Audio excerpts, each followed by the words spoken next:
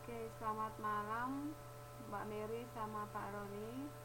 Uh, I'm so happy to meet you tonight, and I hope that this meeting can run well. Okay, uh, tonight we are going to discuss to analyze module 7 and 8. It's about Bahasa Indonesia and English translation. Okay. Things to bear in mind when you are translating. So before we are going to translate, I want to emphasize this point to you. First, we need to be careful with word by word translation, because sometimes you need to translate words in the search language. Sometimes you don't when they refer to names of companies, streets, islands, and restaurant. Jadi kalau misalnya ada nama perusahaan, jalan, pulau, restoran, nama orang, ataupun nama-nama merek dagang, kita tidak perlu menerjemahkannya. Kita borrow langsung istilah atau kata-kata itu. Yang kedua, convey the meaning accurately, menyampaikan makna dengan tepat. Yang ketiga, third, meaning transfer in the target language are not restricted by vocabulary, grammatical forms of short language. Jadi makna yang dialihkan, makna yang dialihkan ke dalam target language tidak terikat kepada kosakatanya dan grammatical formsnya. Maksudnya dalam hal kosakata atau vocabulary di sini kita harus mampu memilih vocabulary atau kosakata yang tepat dari beberapa kosakata yang tersedia. Grammatical forms misalnya, kalau misalnya di short language-nya itu dia berbentuk aktif, tidak menutup kemungkinan kalau kita transfer ke target language dari aktif bisa berubah menjadi pasif. Yang keempat, be aware of the term register, word, style, and grammatical features. Ini hampir sama dengan nomor 3. And then the fifth, do not use everyday language. Kita nggak boleh menggunakan istilah atau bahasa sehari-hari dalam target language. Yang keenam, it should be based on meaning in the SL. Jadi maknanya itu harus sesuai dengan makna yang ada pada source language atau bahasa sumber. Jadi makna yang ada pada target language harus sesuai dengan makna yang ada pada source language atau bahasa sumber. Now let's see module 7.19. Module 7.11. We are going to discuss module 7.11, task 2.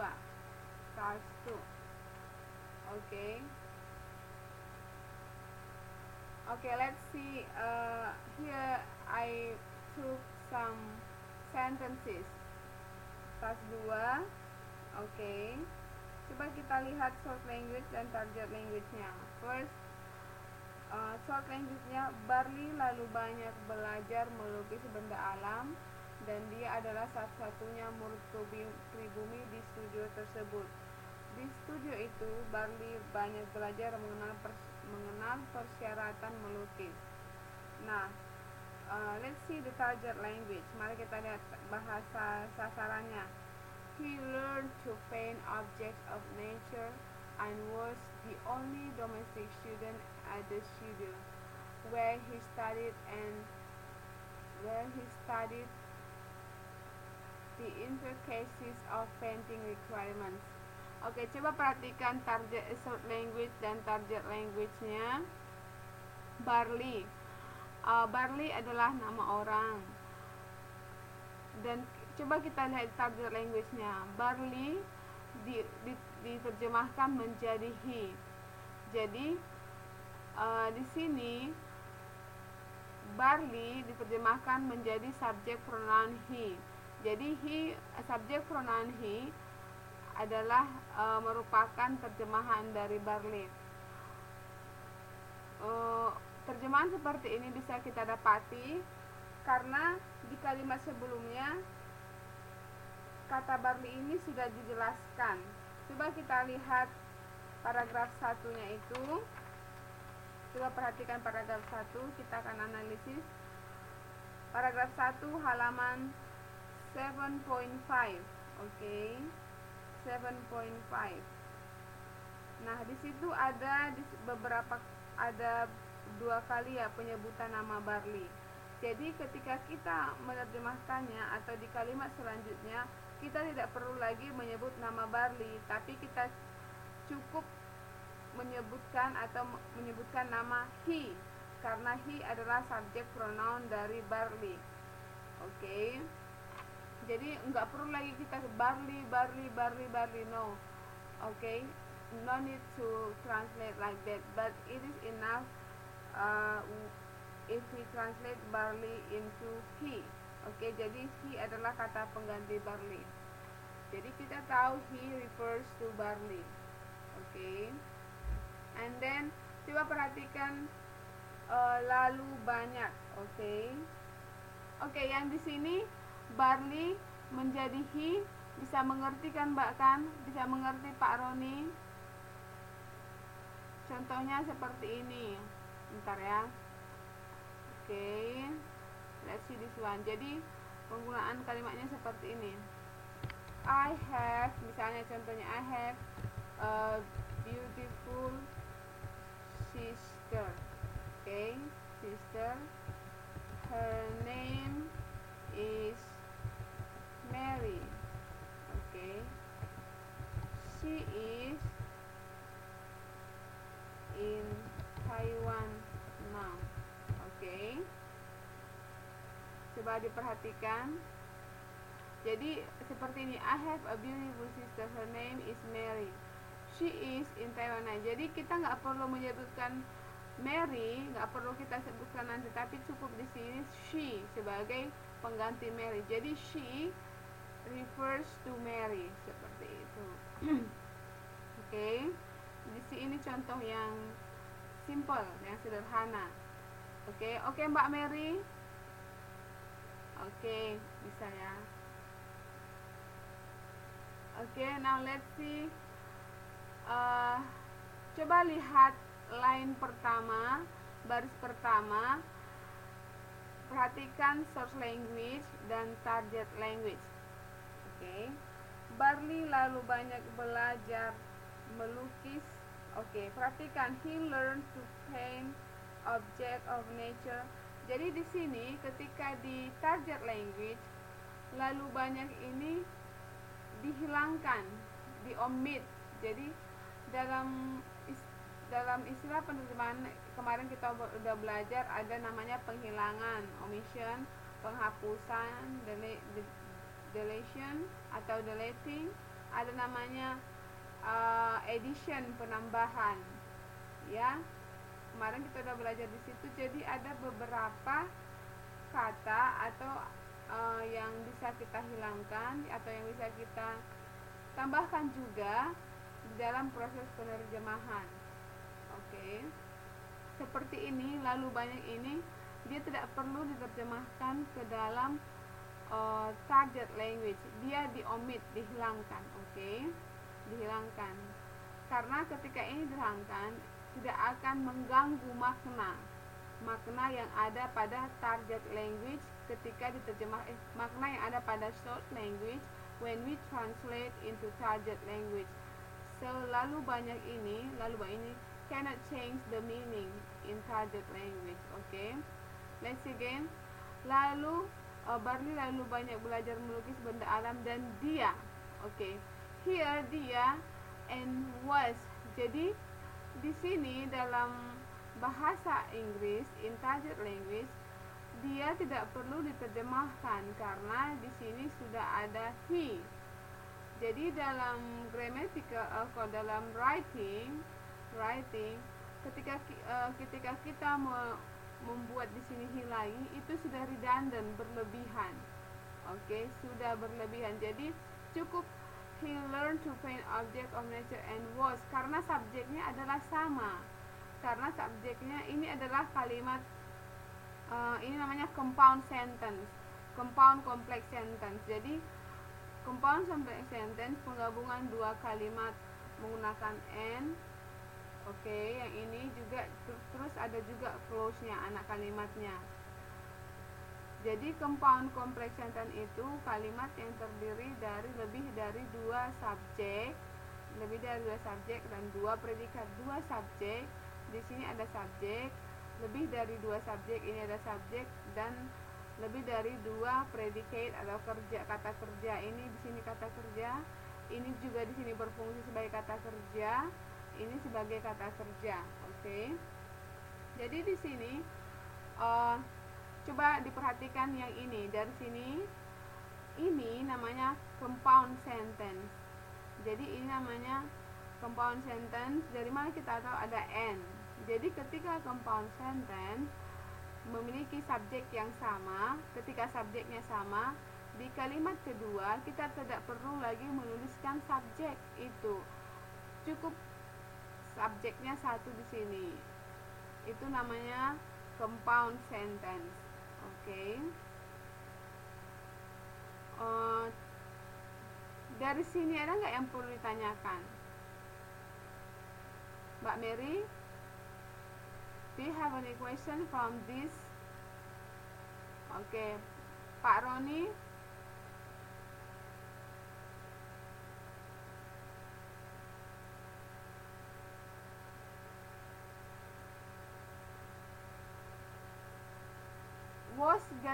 was bukan gantinya learn, tapi was di sini sebagai kata kerja. Kata kerja. Oke. Coba kita pilih kalimat ini menjadi dua ya. Kita pilih dia menjadi dua. Jadi sebenarnya kalau kita pilih kalimat ini menjadi dua, seperti ini dia. He learned to paint objects, okay, of nature. Oke, baru kalimat kedua. Oke. He was the only domestic student at the studio. Oke. Coba diperhatikan. Jadi he learned to paint object of nature merupakan translation dari Barley, lalu banyak belajar melukis benda alam di benda alam ini sampai di sini. Barley lalu banyak melukis benda alam, ini terjemahannya. Baru terjemahan yang kedua ini, dia adalah salah satunya murid pribumi di studio tersebut. Ini terjemahannya. He was the only domestic student. Sorry, ini students at the studio. Jadi dalam target language, dalam bahasa Inggris, kedua kalimat ini digabungkan menjadi satu kalimat. Nah, digabungkan menjadi satu kalimat. Terus karena subjeknya sama, subjeknya he, di kalimat kedua juga he. Oke, jadi ketika dia di-compound atau di sini di-compound, subjeknya cuma satu kali aja dituliskan. Karena kalau dua itu namanya redundant, berlebihan. Oke, namanya istilahnya redundant. Oke, redundant, dia namanya redundant, berlebihan. Oke, nggak cukup ya. Jadi seperti ini. Kalau misalnya kita buat lagi contoh kalimatnya. Jadi was di sini bukan gantinya learn, bukan. Was di sini adalah ini. Adalah. Oke, tapi he di sini he-nya cuma dituliskan satu, di sini dituliskan 1 karena sudah ada di di sini subjeknya sama. Kalau subjeknya sama dalam compound sentence cukup satu kali saja disebutkan subjeknya, yaitu di awal. Oke. Contoh yang saya buat lagi contohnya ya. Kita buat dalam bahasa Indonesia. Ibu saya, oke. She is my friend and is studying in Open University of Indonesia. Oke, perhatikan ini. She is my friend and is studying in Open University of Indonesia. Oke, jadi di sini coba Pak Roni coba pilah kalimatnya menjadi 2 bagian.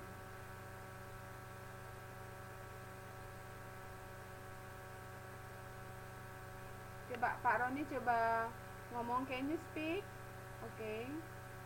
Speak please.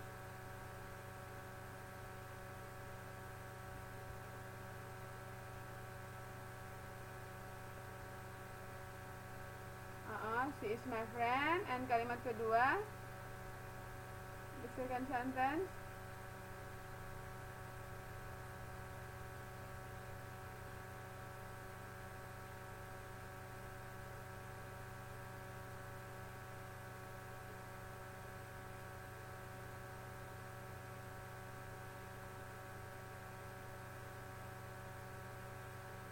Iya.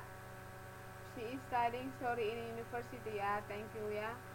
And she is the first sentence, she is my friend. Kalimat kedua, she is studying in Open University of Indonesia. Oke. Jadi ketika kedua kalimat ini kita compound, bentuknya menjadi seperti ini. She is my friend and is studying in Open University of Indonesia. Jadi ini namanya compound sentence.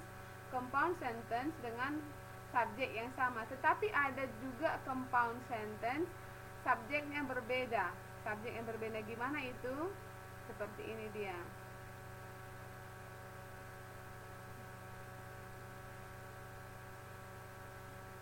Oke. Contohnya yang subjeknya berbeda.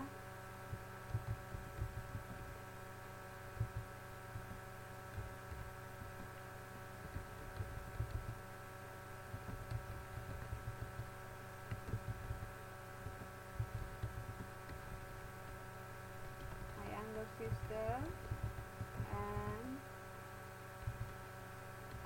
they are her friend. Okay. Perhatikan, she is my younger sister. Dia adalah adik perempuan saya, dan they are her friends, dan mereka adalah teman-temannya. Jadi ini compound sentence dengan subjek yang berbeda. Oke, dengan subjek yang berbeda. Jadi you have to remember, jika subjeknya sama, we don't need to mention the subject twice. We just need to mention the subject once in front of the sentence, sehingga kalimat itu tidak berlebihan atau tidak redundant. Oke, sampai di sini Mbak Mary sama Pak Muhammad bisa mengerti? Can you understand?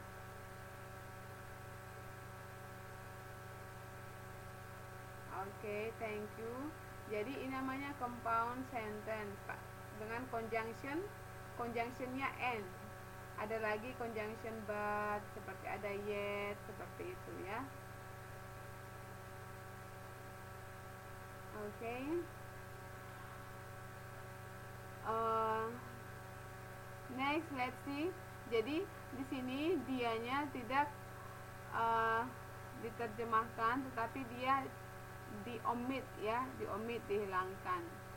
Oke. Coba perhatikan lagi kalimatnya ini. Ini kalimatnya 2 kalimat ya. Ini kalimat pertama, ini kalimat kedua. Oke. Tetapi ketika dia diterjemahkan ke dalam target language, it becomes one sentence. menjadi satu kalimat. Can you see this? Oke, jadi the studio di studio itu Barley banyak belajar mengenai persyaratan melukis.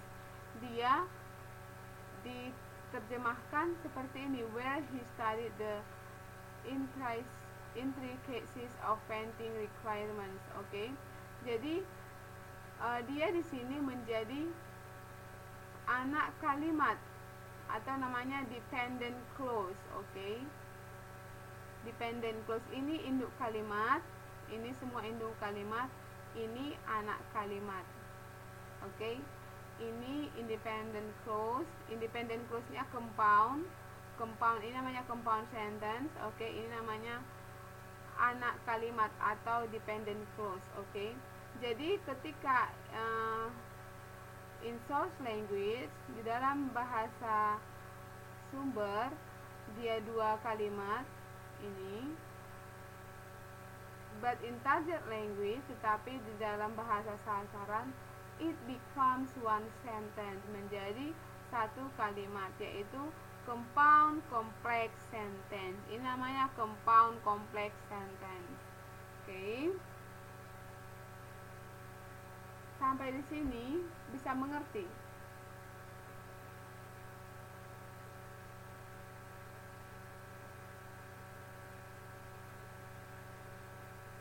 Oke, jadi tujuannya di sini itu agar kalimat itu tidak berlebihan maknanya ya. Oke. Jadi walaupun di sini dua kalimat, di short language-nya dua kalimat, di target language-nya satu kalimat, ini tidak merubah makna yang ada pada short language, tidak merubah makna yang ada pada bahasa sumber. Oke. Next, let's see task 3 page. Coba kita perhatikan task 3 yang ada di bawahnya. Oke, Barley dilatih secara intensif. Oke, ketika dia terjemahkan ke dalam bahasa sasaran, bahasa Indonesia, it becomes intensively. Jadi secara intensif itu diterjemahkan ke dalam bahasa Inggris intensively. Oke. Coba to see objects differently. Coba perhatikan ini. Barley dilatih secara intensif melihat objek karena realistik masih sangat populer ketika itu. Oke. Dalam hal ini, coba perhatikan yang di dalam source language, hal yang sama terjadi juga pada kalimat ini seperti kalimat sebelumnya, yaitu satu kalimat diterjemahkan menjadi dua kalimat. Oke. Tadi dua kalimat diterjemahkan menjadi satu kalimat. Yang ini satu kalimat diterjemahkan menjadi dua kalimat. One sentence become two sentences. Oke. Barley was trained intensively to see objects differently because of the time realistic painting was still popular. Thus, Clemens, the teacher, always said that how an artist views an object had to be different from a lay person. Coba perhatikan. Jadi ini Clemens dari sini ya, dari Clemens ini, oke, dia diterjemahkan menjadi kalimat baru di dalam bahasa sasaran. Oke, bisa diperhatikan ini menjadi dua kalimat. Oke, jadi dari satu kalimat, ini satu kalimat menjadi dua kalimat in target language. Oke, in target language. Oke, but the main important is this change, perubahan ini tidak merubah makna, Oke, and let's see again. Orang biasa tidak mampu melihat. Jadi ordinary, orang biasa itu diterjemahkan ke dalam ordinary people, orang biasa. Jadi orang biasa adalah ordinary people. Lihat bentuk terjemahannya. Ini istilahnya head modifier. di sini modifier had, oke. Di sini dalam bahasa Indonesia had modifier, but in English modifier had. Jadi seperti itu susunan kata antara bahasa Indonesia dan bahasa Inggris, oke.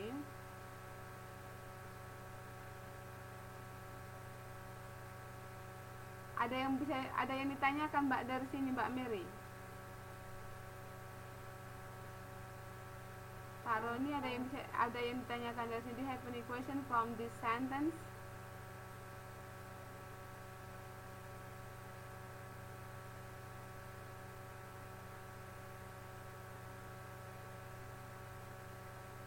Oke, Mbak Mary.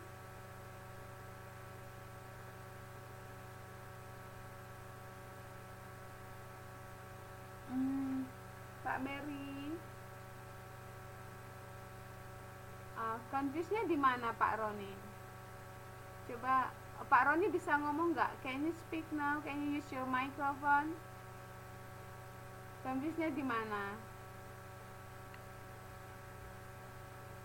Bisa pakai mic-nya nggak? Atau ketik aja, terserah. Ya, halo.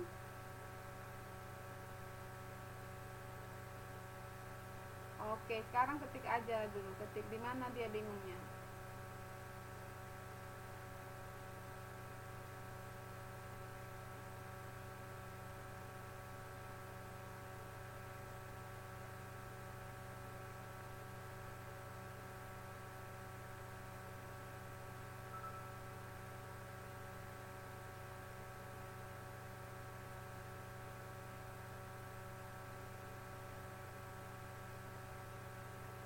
Nggak bisa, I can't hear your voice. Coba diketik aja bingungnya di mana.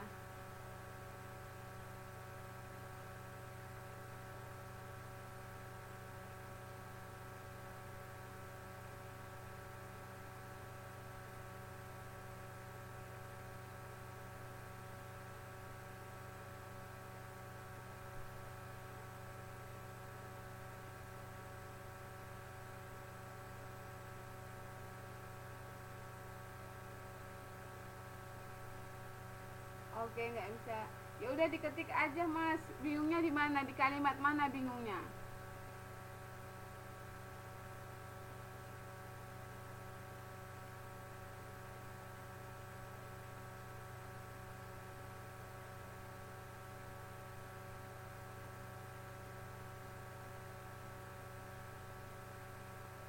Oh, realistik.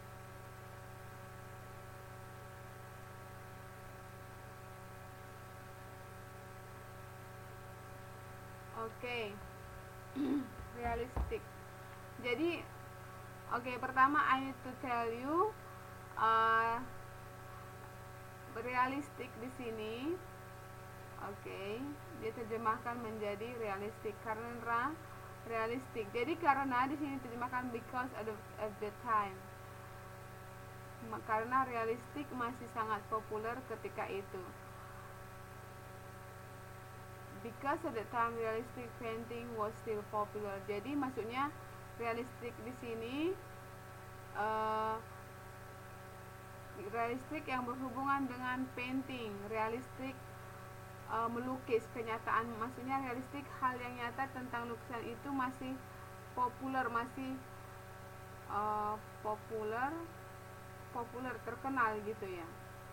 Ya masih terkenal. Jadi dulu lukisan itu masih terkenal, makanya di sini realistik become realistic painting. Jadi di sini painting ini to emphasize apa sih yang realistik itu?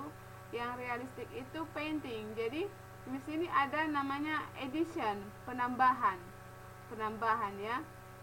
Jadi dalam bahasa Inggris in writing, jadi dalam bahasa Inggris ketika kita membaca sebuah teks akan banyak terdapat hal-hal seperti ini.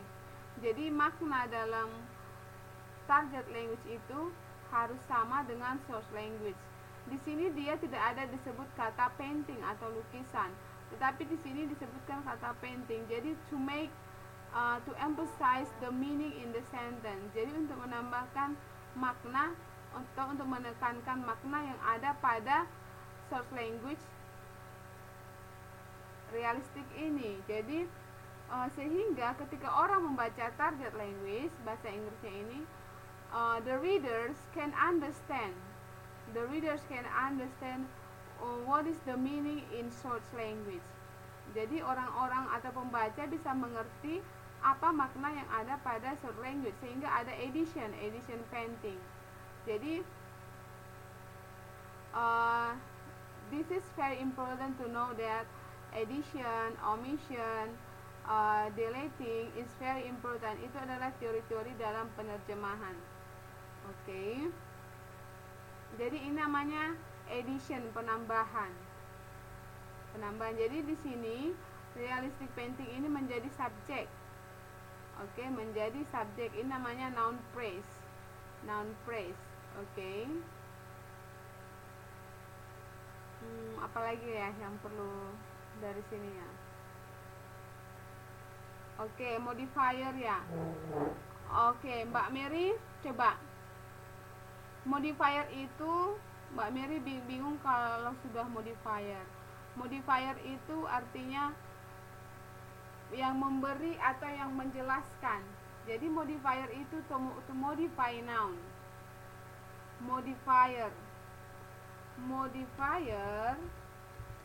itu fungsinya to modify noun.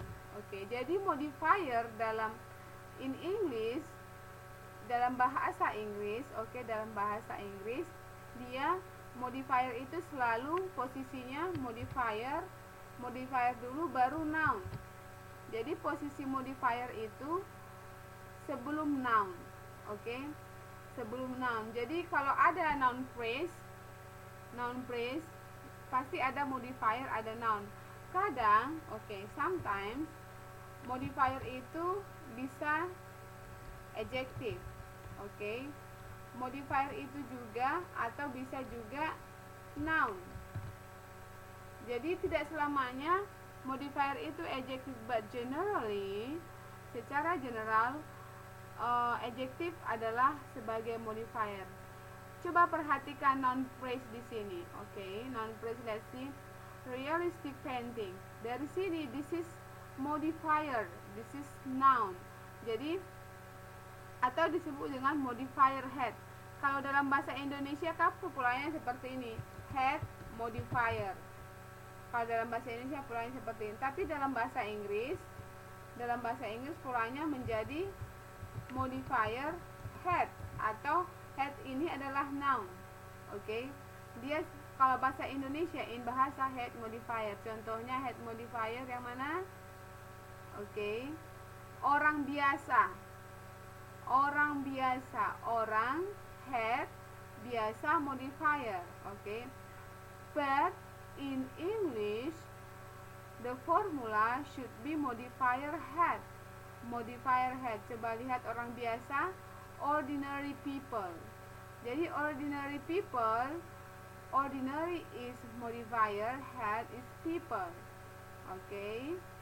Jadi ini adalah pola modifier dan head di dalam bahasa Indonesia dan bahasa Inggris. Jadi contoh yang seperti ini juga realistic painting. Realistic painting adalah modifier, sedangkan painting adalah head. Ketika kita terjemahkan ini ke dalam bahasa Indonesia menjadi head modifier. Contohnya seperti ini. Tadi kan saya bilang kalau dalam bahasa Indonesia head modifier. Contohnya orang biasa. Ini dia orang biasa. Ketika kita terjemahkan ke dalam bahasa Inggris, when we translate into English, it becomes modifier head. It becomes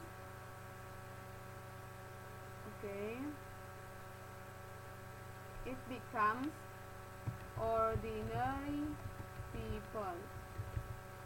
Menjadi ordinary people. Ordinary itu jenis kata apa? Ordinary jenis kata apa? Noun atau adjective? Coba Mbak Mary.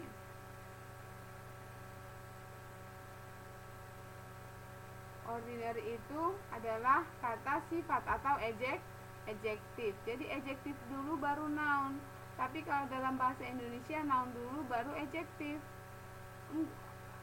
People yang noun, ordinary adjective.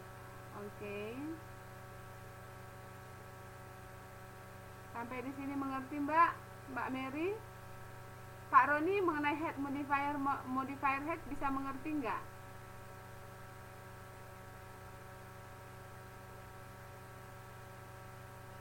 Oke, dikit ya.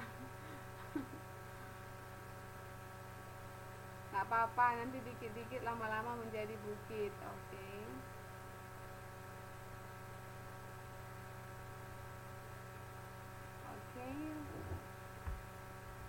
Coba Pak Roni buat contoh yang kedua ini, contoh head modifier dan modifier head. Pak Roni sama Mbak Mary coba.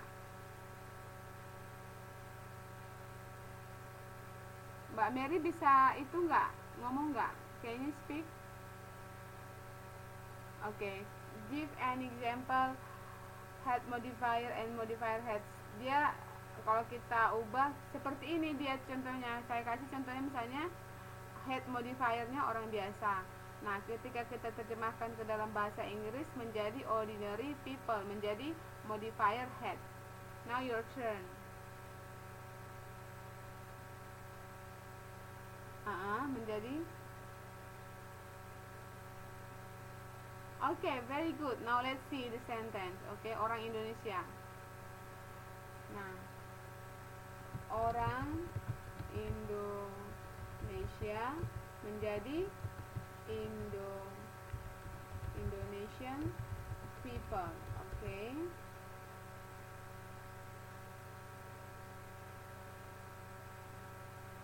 Okay. Coba kita identify, Mbak. Orang Indonesia ini sebagai apa? Noun atau adjective? Coba orang itu apa, noun atau adjective?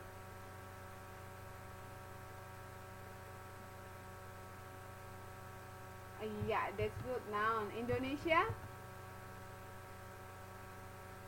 Noun or adjective? Noun, yeah, noun, good. Okay, now let's see this one. Okay, Indonesian itu noun kan? Okay, people is noun. Okay, let's see. Polanya tadi kalau dalam bahasa Indonesia head baru modifier. In English modifier head. Okay. Tadi kan saya bilang kan kalau modifier itu tidak selamanya adjective. Jadi modifier itu it can be adjective, it can be noun, right? Oke. Tadi saya yang ini mana dia? Yang ini modifier. Ini bisa dilihat kan Mbak kan? Jadi modifier itu bisa adjective, bisa noun. Jadi ini dia contohnya. Jadi ini dia contohnya orang. Jadi kalau yang ordinary people itu ordinary itu adjective. Oke, adjective noun. Ini dia. Di sini dia berfungsi sebagai modifier baru head. Oke, bisa diperhatikan ketiga kalimat ini, ketiga pola ini. Pak Roni, ini bisa diperhatikan nggak? Bisa dilihat perbedaannya? Ini bisa mengerti? Mbak Mary sudah kan? Oke, jadi modifier, jadi adjective and noun can be modifier. Okay, bisa dilihat ini ya. Okay, thank you. Okay, now let's see. Okay.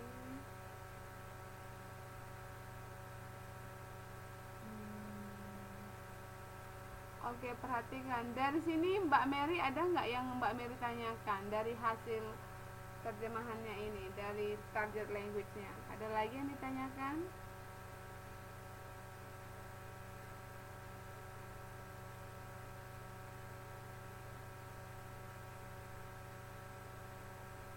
Ya, sekali lagi. Nggak ada lagi ya? Oke, sekarang kenapa Pak? Kurang jelas suaranya. I can't hear your voice. Your voice is not clear. Oke, now let's continue. Task 6.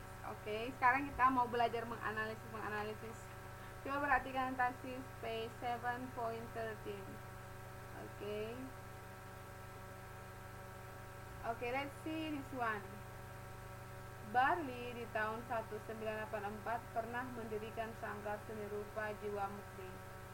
Once in 1984, Barli established sanggar seni rupa Fine Art Club Jiwa Mukti.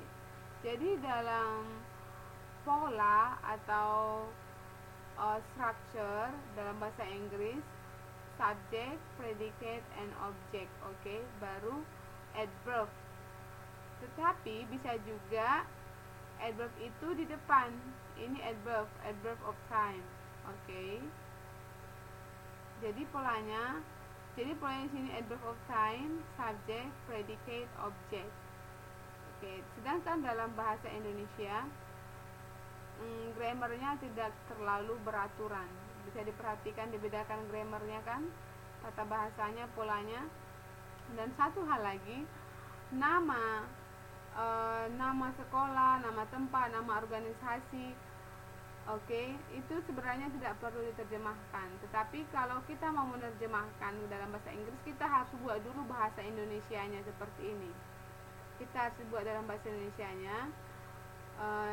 Jadi di sini ada bahasa Indonesia, ada bahasa Inggris. Jadi fungsinya bahasa Inggris di sini just to emphasize the meaning atau to add the meaning, agar pembaca tahu, kemungkinan pembacanya adalah orang asing, agar pembaca tahu apa itu sanggar seni rupa. Jadi ini dia diterjemahkan. Jadi nama tempat atau organisasi dia tetap menggunakan bahasa aslinya. Tetapi ketika kita ingin menerjemahkan ke dalam bahasa Inggris juga boleh, tapi jangan lupa nama bahasa aslinya itu harus kita includekan. Seperti itu. Jadi seperti ini, Barli di tahun 1984. Jadi once in 1984 kita tempatkan di depan, ini namanya adverb of time. Oke. Bisa ditempatkan di depan atau bisa ditempatkan di belakang. Oke, terserah.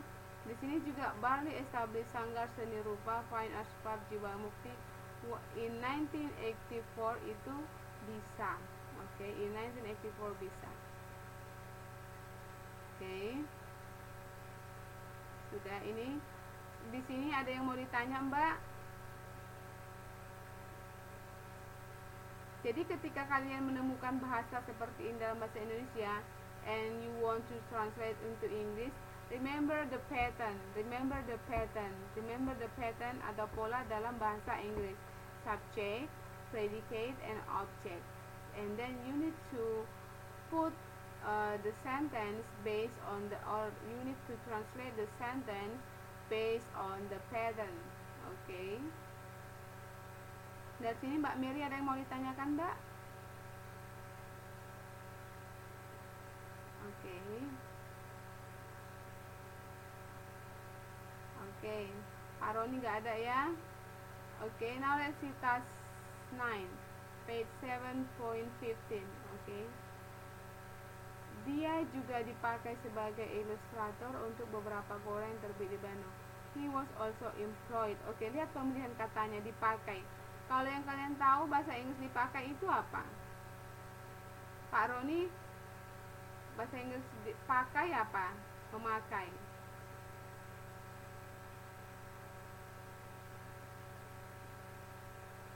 Ya, use. Oke.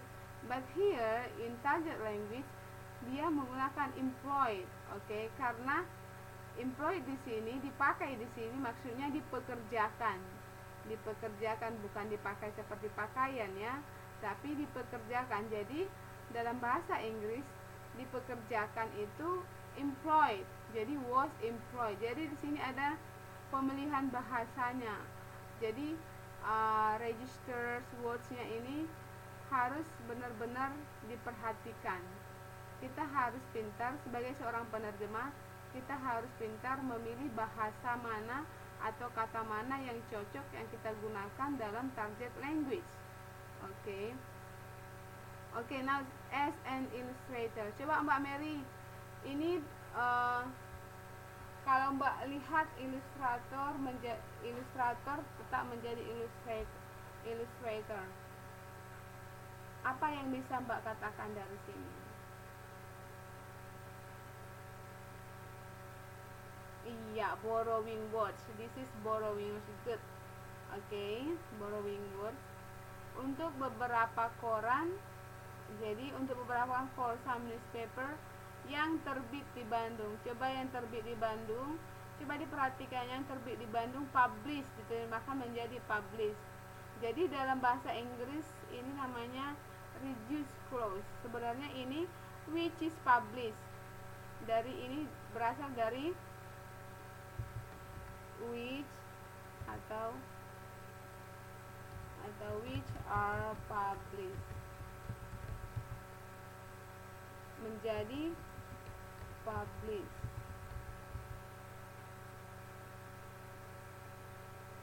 Oke, lihat ini. Jadi which are published menjadi published. Ini namanya reduce clause. Oke. Reduce clause atau pengurangan. Oke. He was also employed as an illustrator for some newspaper published in Bandung.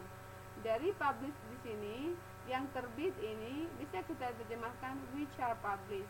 But here the translator, tapi di sini penerjemah mereduce which are published menjadi published. Oke. Sampai di sini ada yang ditanyakan?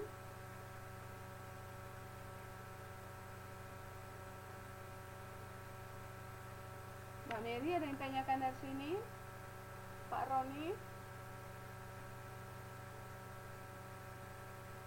No, Pak Roni? Mbak Mary, no. How about Pak Roni? Do you have any question from this case or from this sentence?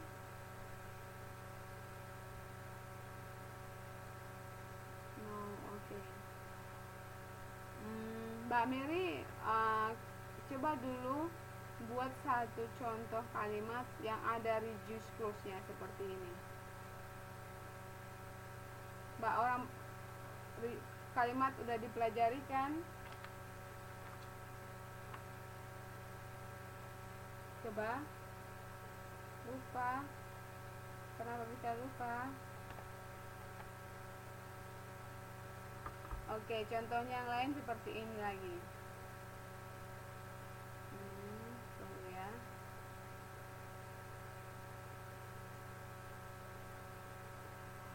The girl sitting in front of me is my mother.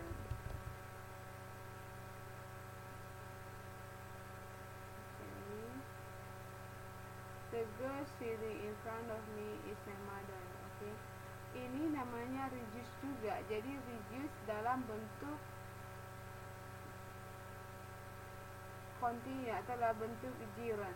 Tadi dia dalam bentuk verb 3 atau passive. Ini dia dalam bentuk aktif. Jadi ini berasal dari the girl who is sitting in front of me is my mother.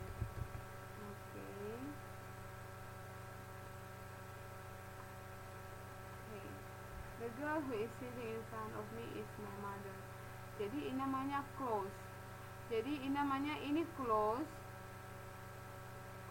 ini close. Who is sitting? Sebenarnya kalimatnya ada the girl is my mother. Jadi siapa? Dia hanya menambahkan, ingin menjelaskan girl ini. Siapa girl itu? Di mana dia? The girl who is sitting in front of me. Girl yang mana? Oke. Jadi not girl ya, sorry, it should be you, woman. Sorry, you, the woman. Oke. Atau kita ganti wait. The woman sitting in front of me is my mother. Okay, my mother.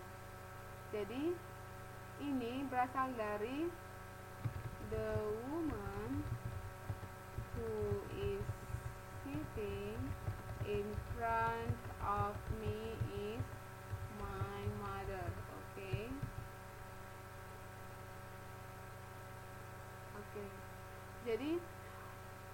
Jadi ini sebenarnya kalimatnya ini berasal dari the original sentence is the woman is my mother. Okay. The first is the woman is my mother. Okay.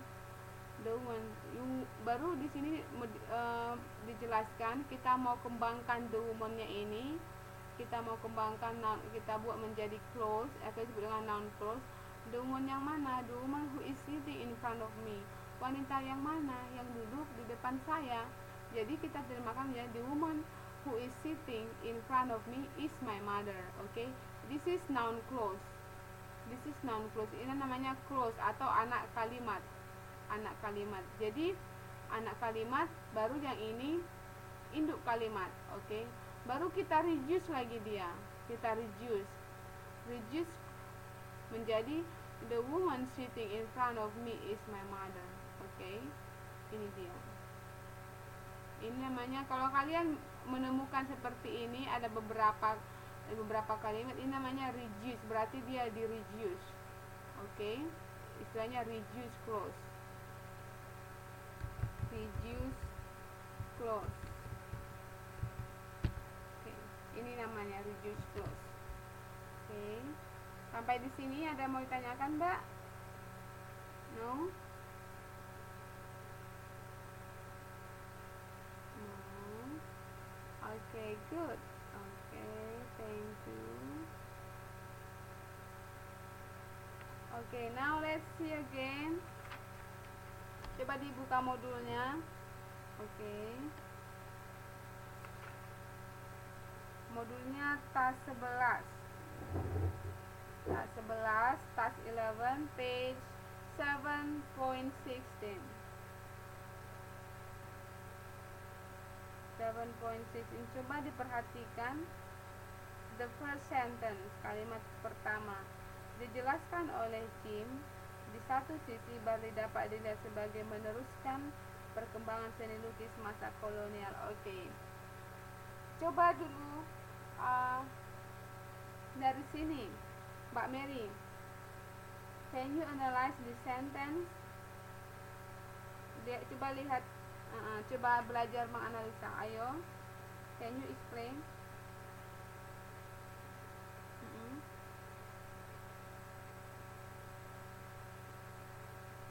Ayo, kurang kuat suaranya, biar Mas Roni juga dengar.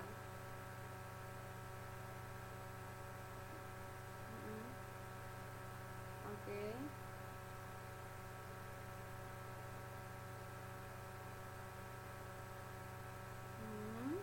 And then baru apa lagi yang bisa Mbak lihat di situ?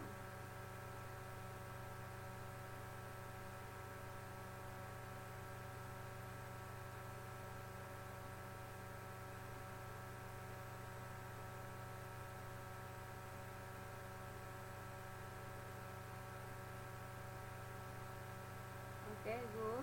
Selainnya ada lagi?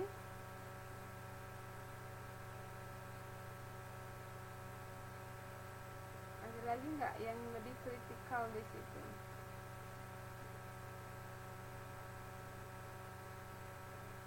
Oke. Coba perhatikan kata dijelaskan. Dijelaskan itu bentuk aktif atau pasif?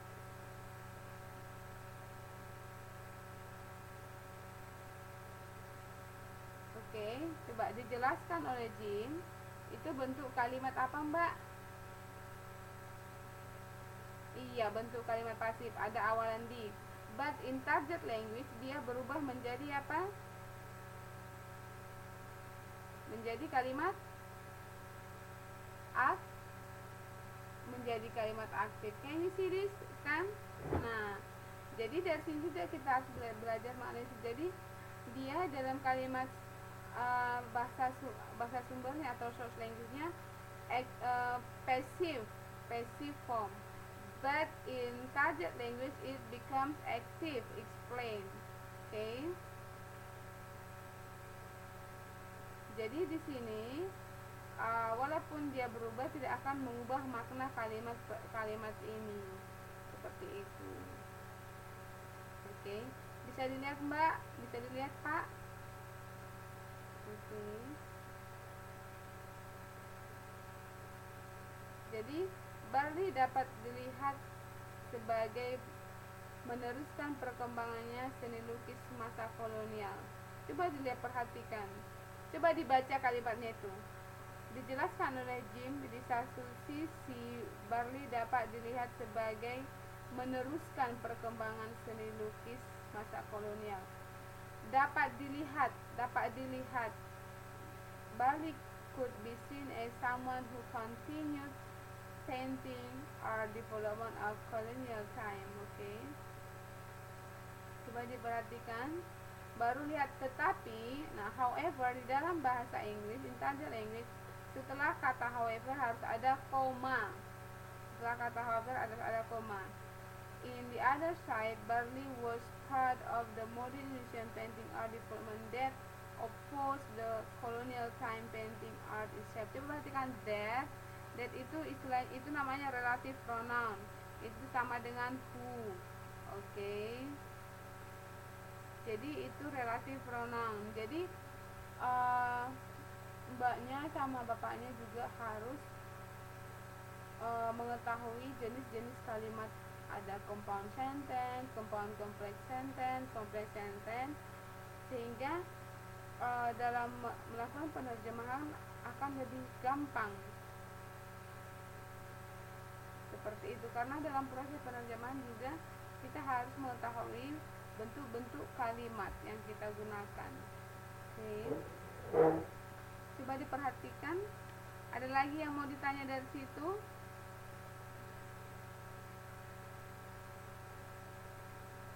Oke. Oke. Kita istirahat dulu ya, Mbak.